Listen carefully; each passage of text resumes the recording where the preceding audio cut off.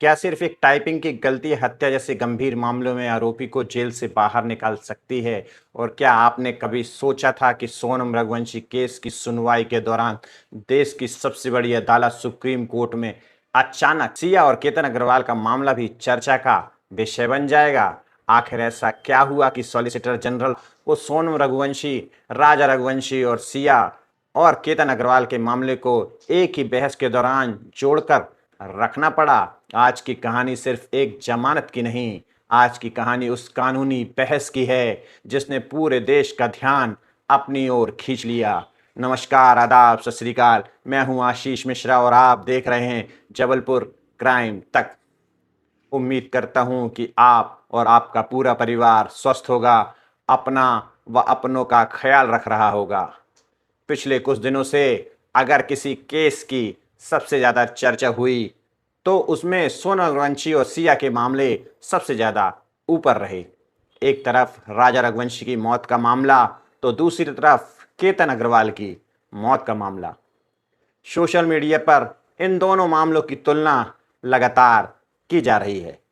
लोग कह रहे हैं कि दोनों मामले में कोई ऐसी बात है जो एक दूसरे से मिलती जुलती दिखाई देती है।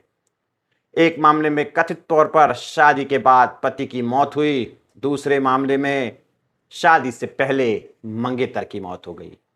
एक मामले में प्रेम संबंधों की चर्चा हुई और दूसरे मामले में भी इस दौरान ऐसे ही दावे सामने आए। और यही वजह है कि इन दोनों मामले को लेकर लोगों के मन में लगातार सवाल उठ रहे हैं। लेकिन आज सबसे बड़ा सवाल यह नहीं था कि सोनम रघुवंशी और सिया के मामलों में कितनी समानताएं हैं।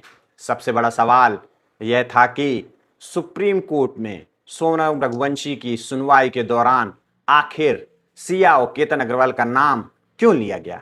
इस सवाल का जवाब समझने के लिए हमें पूरी कहानी शुरुआत से समझनी होगी।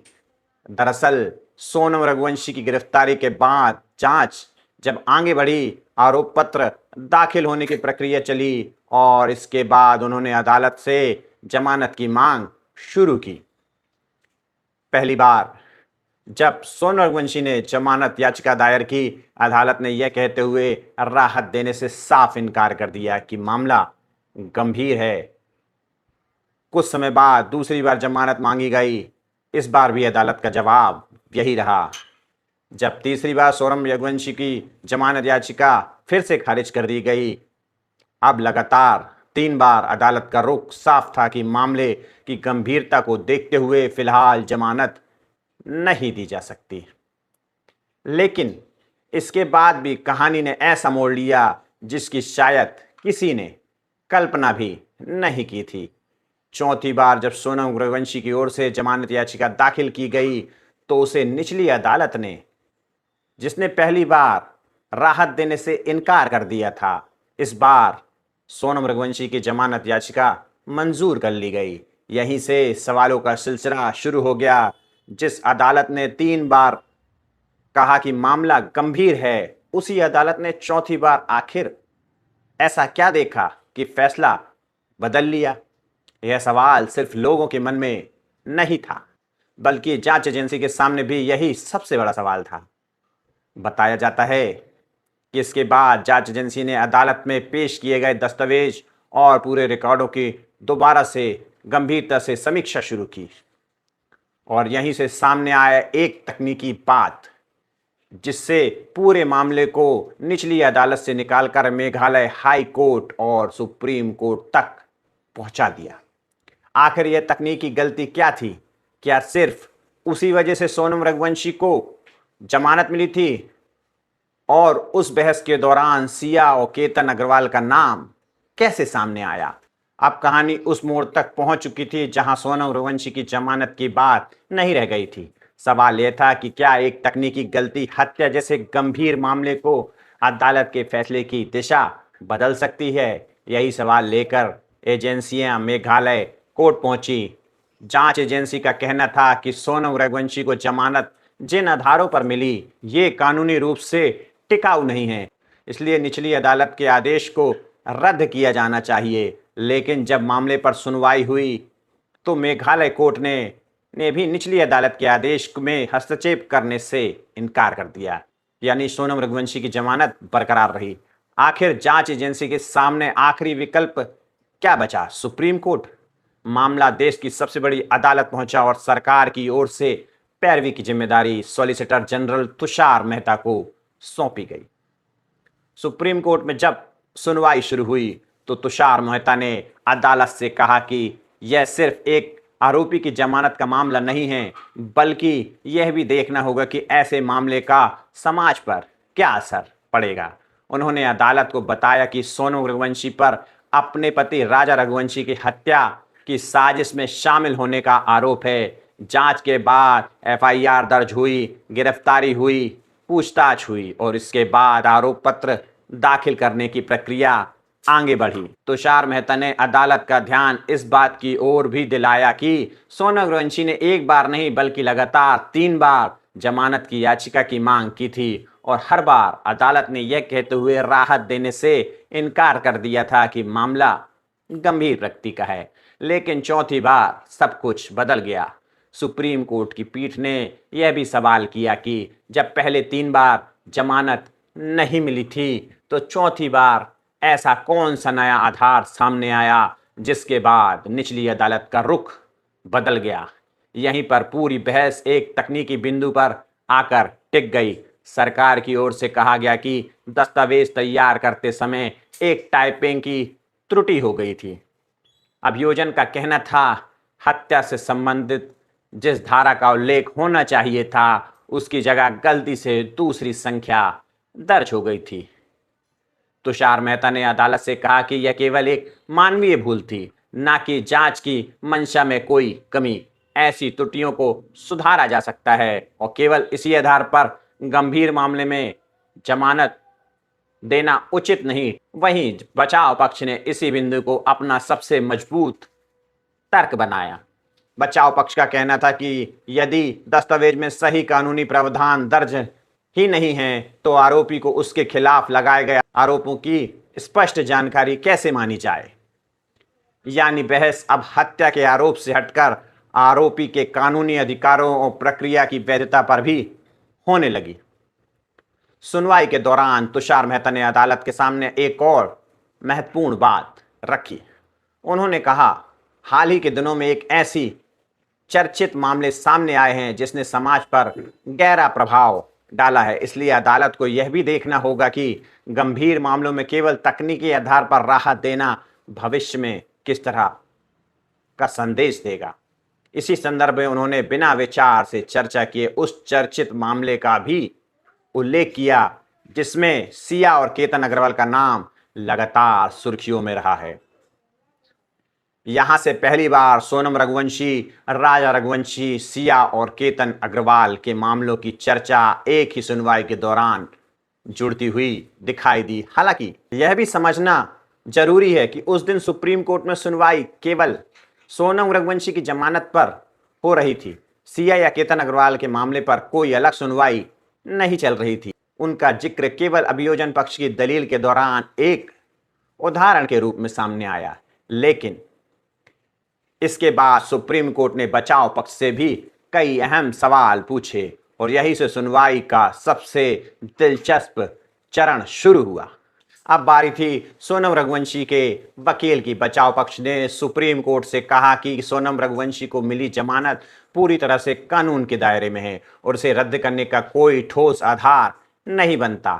वकील का तर्क था कि जांच से जुड़े दस्तावेजों में जो कानूनी त्रुटि हुई उसका नुकसान आरोपी को नहीं उठाना चाहिए। अगर रिकॉर्ड में ही सही कानूनी प्रावधान स्पष्ट नहीं है तो उसका असर आरोपी के अधिकारों पर पड़ता है। दोनों पक्षों की दलीलें सुनने के बाद सुप्रीम कोर्ट की पीठ ने कई सवाल पूछे। सुप्रीम कोर्ट ने कहा, अदालत किसी भी निष्कर्ष से पहुंचने से पहले दोनों पक्षों को अवसर देना चाहती है। इसी दौरान बचाव पक्ष ने भी अदालत से कहा कि उसके पास अभी कुछ और कानूनी बिंदु हैं जिसे सुनना जरूरी है। इसके बाद सुप्रीम कोर्ट ने तुरंत कोई अंतिम आदेश पारित नहीं किया। अदालत ने सोनम रघुवंशी के पक्ष को नोटिस जारी करते हुए जवाब दाखिल करने का समय दिया और अगली सुनवाई की तारीख तय कर दी। यानी फिलहाल सोनम रघुवंशी की जमानत पर अंतिम फैसला सुरक्षित नहीं हुआ। अब अगली सुनवाई में यह तय होगा कि जमानत जारी रहेगी या फिर सुप्रीम कोर्ट उसमें हस्तक्षेप करेगा। लेकिन इसी बीच दूसरी तरफ सिया और केतन अग्रवाल का मामला भी तेजी से आगे बढ़ रहा था। पुणे पुलिस ने सिया और चेतन से कई दिनों तक पुलिस हिरासत में पूछताछ की। पहले कुछ दिनों की पुलिस कस्टडी मिली, फिर अदालत से और समय मांगा गया और इस तरह दोनों मिलाकर लगभग 11 दिन सिया और चेतन पुलिस हिरासत में रहे। पुलिस का कहना था कि जांच अभी जारी है और कई महत्वपूर्ण पहलुओं की पुष्टि भी की जा रही है। जब पुलिस की अवधि पूरी हुई तो पुणे पुलिस ने दोनों आरोपियों को अदालत में पेश किया। इसके बाद अदालत ने सिया और केतन को न्यायिक हिरासत में भेजने का आदेश दिया, यानी अब पुलिस की हिरासत खत्म हो चुकी थी और दोनों को जेल भेज दिया गया। अब सवाल उठता है कि क्या सिया और केतन जल्द जमानत पर बाहर आ सकते हैं। इसका जवाब सीधे जांच की प्रगति और कानून की प्रक्रिया से जुड़ा हुआ है। आमतौर पर हत्या जैसे गंभीर मामलों में जांच एजेंसी के पास आरोप पत्र यानी चार्जशीट दाखिल करने के लिए कानून के तहत निर्धारित समय होता है। यदि जांच एजेंसियां तय समय के भीतर चार्जशीट दाखिल नहीं कर पाती तो कानून के अनुसार आरोपी को डिफॉल्ट बेल मांगने का अधिकार मिल सकता है।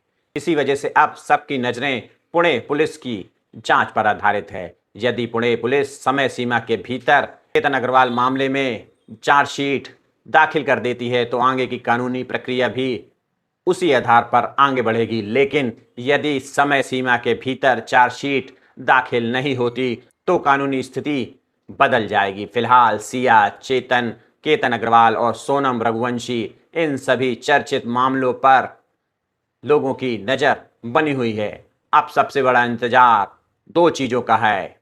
एक तरफ सुप्रीम कोर्ट में सोनम रघुवंशी की जमानत पर होने वाली अगले फैसले का और दूसरी तरफ पुणे पुलिस की चार्जशीट का, जो यह तय करेगी सिया और चेतन के मामले की कानूनी दिशा आगे कैसे बढ़ती है। अब सबसे बड़ा सवाल यही है कि अगर सिया और चेतन के मामले की सुनवाई फास्ट ट्रैक कोर्ट में चलती है तो क्या इसका मतलब यह है कि कुछ ही महीनों में पूरा मामला हमेशा के लिए खत्म हो जाएगा? इस सवाल का जवाब थोड़ा अलग है। दरअसल महाराष्ट्र सरकार की ओर से कहा गया है कि केतन अग्रवाल हत्याकांड को फास्ट ट्रैक कोर्ट में चलाने की कोशिश की जाएगी। वहीं केतन अग्रवाल के परिवार की ओर से भी मामले की जल्द सुनवाई की मांग की गई है।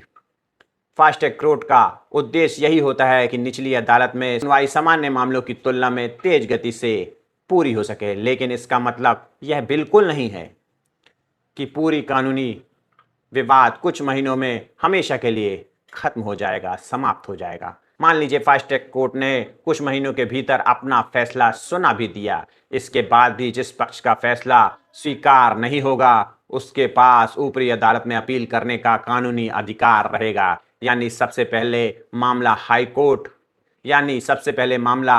कोर्ट पहुंच सकता है। अगर हाई कोर्ट के फैसले से भी किसी पक्ष की संतुष्टि नहीं होती तो उसके बाद सुप्रीम कोर्ट का भी दरवाजा खटखटाया जा सकता है। यही वजह है कि कई बार निचली अदालत में फैसला जल्दी आने के बावजूद पूरे मुकदमे का अंतिम निष्कर्ष आने में कई साल लग जाते हैं। इसलिए केवल फास्ट ट्रैक कोर्ट शब्द सुनकर यह मान लेना कि कुछ ही महीनों में पूरा मामला हमेशा के लिए खत्म हो जाएगा, यह सही नहीं होगा। हाँ, इतना जरूर है कि निचली अदालत में सुनवाई अपेक्षाकृत तेज हो सकती है। अब इस पूरे घटनाक्रम पर एक नज़र डालते हैं। एक तरफ सोनम रघुवंशी का मामला है जहां सुप्रीम कोर्ट में जमानत को लेकर कानूनी बहस जारी है। दूसरी तरफ सिया, चेतन और केतन अग्रवाल का मामला है और यहां जांच अभी जारी है। पुणे पुलिस को तय समय के भीतर अपनी चार्जशीट अदालत में पेश करनी है। आगे आने वाले दिनों में इन दोनों मामलों पर अदालत के फैसले और जांच एजेंसी की कार्रवाई बेहद महत्वपूर्ण रहने वाली है। इन मामले से जुड़े हर कानूनी घटनाक्रम पर पूरे देश की नज़रें बनी हुई हैं। जैसे ही सुप्रीम कोर्ट पर सोनम रघुवंशी की जमानत पर अगली सुनवाई होगी या पुणे पुलिस केतन अग्रवाल मामले में चार्जशीट दाखिल करेगी, हम आपको सबसे पहले तथ्यात्मक और पूरी जानकारी के साथ अपडेट करेंगे।